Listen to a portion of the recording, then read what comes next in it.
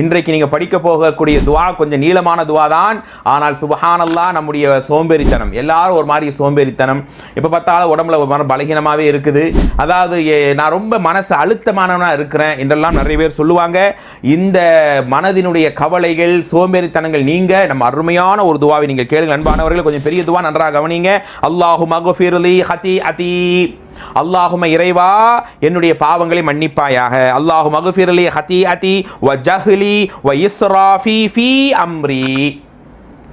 எவ்வளவு அழகான வார்த்தைகள் தொடர்கிறது. வமா அன்ஸ அஅலமு பிஹி மின்னி. யா அல்லாஹ், அல்லாஹ்வே என்னுடைய அறியாமையை, என் காரியத்தில் நான் வரம்பு மீறி போகிறத, அதாவது நிறைய குறைகளோடு நான் வாழ்வதை விட்டு என்னை பாதுகாத்துடு.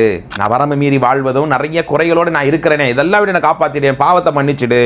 அடுத்து அல்லாஹ்வே என்னை பற்றி அறிந்தவன் நீதான் யா அல்லாஹ், என்னை பற்றி என்னை விட உனக்கு தான் தெரியும், நீ என்ன சீர் செய்து விடு இறைவா.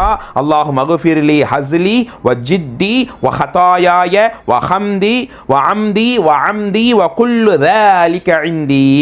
அதான் அல்லாஹ்வே எனது விளையாட்டையும் எனது வினையையும் எனது தவறையும் என்னுடைய மற்ற குறைகளையும் நீ மன்னித்து அருள் புரிவாயாக. விளையாட்டா செய்த தவறு யா அல்லாஹ், மறதியா செய்த தவறு யா அல்லாஹ்னு சொல்லுவோமே, இந்த மாதிரி சின்ன பெரிய மறதியா விளையாட்டா வரம்பு மீறி செய்த எல்லா சிறிய பெரிய தவறுகளையும் மன்னித்து யா அல்லாஹ் என்னை உன்னுடைய அருளிலேயே நிலைத்து வைப்பாயாக.